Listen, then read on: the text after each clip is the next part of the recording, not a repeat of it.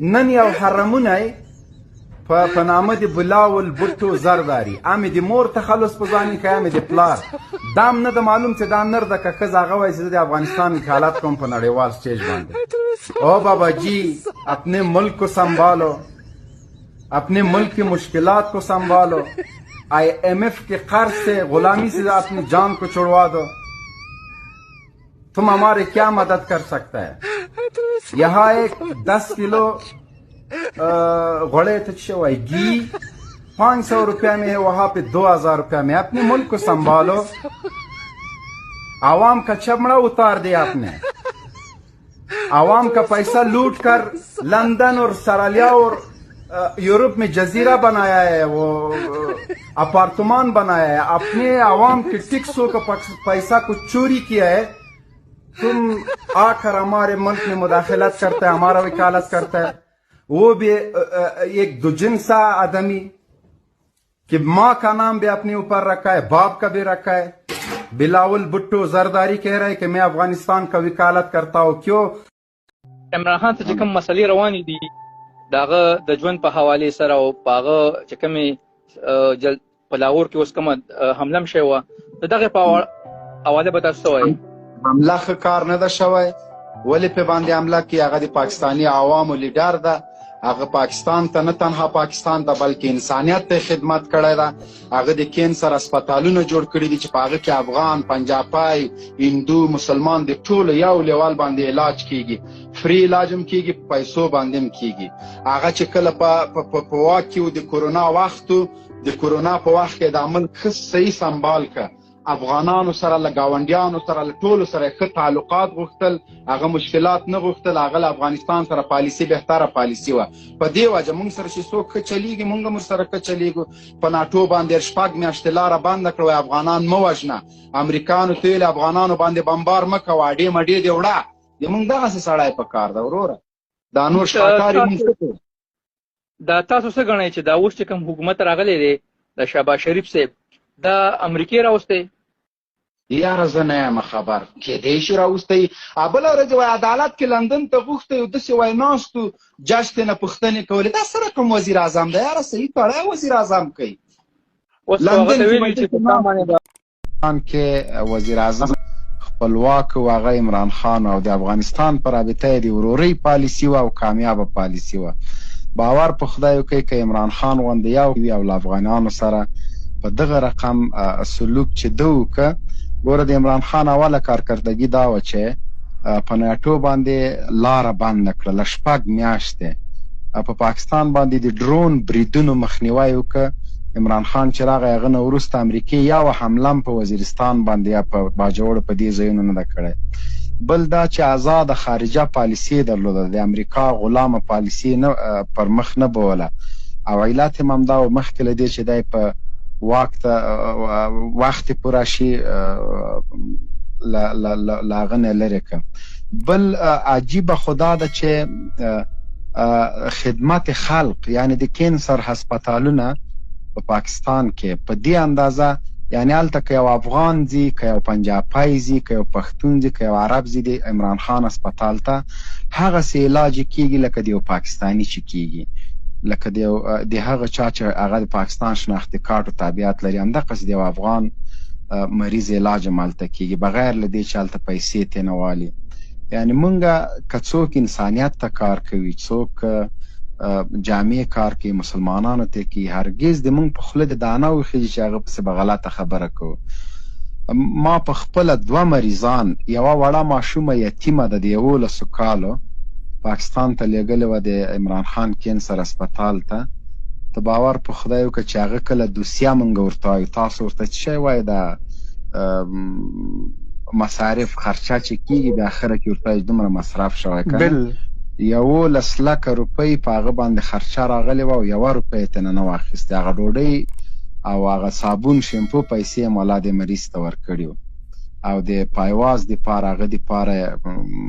کمرې د دوی ما خو نه ده لیدلی خو لاهور کې شوکت خانم هسپتال کې د ځایونه دي چې هلته دا د مریضانو سره څوک راځي پیسې ونه لري غریبان نو هلته خرچه ډبل بیټ او کمره هر څه دا فری دي نو د داسې سړي چې بیا څوک بد وایي باور په خدای وکړه دا یعنی دا په داسې وخت کې کړي چې د سره حکومت نه و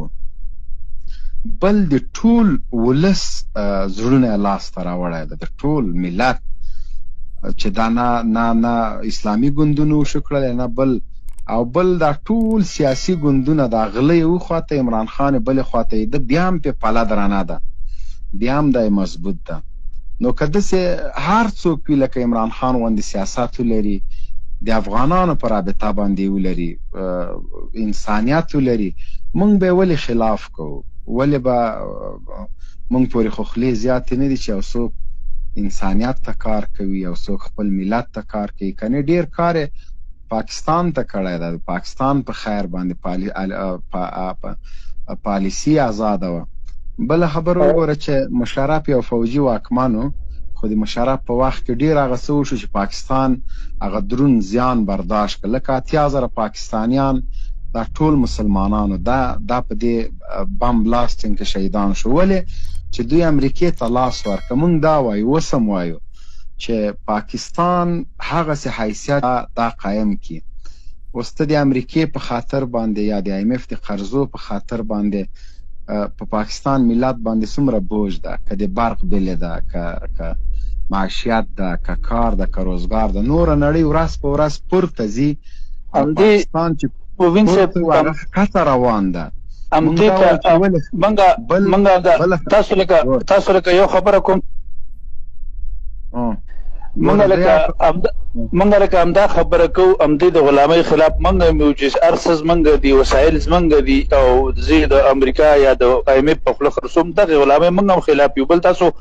د افغانستان خبره وکړه قسم درته خورم دغه کوم خلکو چې تاسو مخالفت کوي دغه منګه مخالفت کوو د امارات ورونو سره چې کوم د قوم یا د زینو خان صاحب په شانته یا د هغوی د ملګرو همیشه ستاسو سره زړه دردېدلی لکه یو خاوره ده د یوې خاورې بچي دي د منځ کې کرښه ده داسې خبره نه ده دا د خلکو د برلن د سیمټو دیوالونه غوځار کړو دا به هم غوځار شي خو موږ اصل کې خاکسار صاحب زه دا نه وایم زه دا وایم چې ګوره اروپا 10 یا 15 ملکونه یو کارډ استعمالوي او ټول زی راځي په خپلو کې سره خو لیکن دا د پاکستان او د افغان ګوره واګه بارډر وګوره پاکستان آزاد تجارت له هندوستان سره لري دښمني هندوستان سره ده اما مونږ ته ورونه وایي مونږ ته وایي چې افغانان زمونږ ورونه دي کنه خو اصلا کې منافقت کوي ګوره اوس د انګورو سیزان ده د انارو سیزان ده دوی لارې بندې کړلې نو د انګورو ټرک چې 15 ورځې ودرېږي هغه نه وروره شراب جوړېږي خلاص خبره خسار شول همدغسې په هر شي کې افغانان له روسته نه په خنجر باندې وهي لکه لاس کې شات نیولي دي او د شاتو د ګیلاس د پاسه زهر اچولي زه وایم ولې موږ داسې نشو کولی چې یو پاکستانی دې راشي افغانستان ته آزاد بغیر پاسپورټ ویزې یو کارت دې جوړ شي داسې کارت دې جوړ شي چې یو افغان وکولی شي تر کراچۍ پورې آزادانه په دې کارت لاړ شي دا کارت دې کمپیوټرایز جوړ شي چې دې کارت نه بل څوک د پاکستان او د افغانستان دښمنان سو استفاده ونه کړي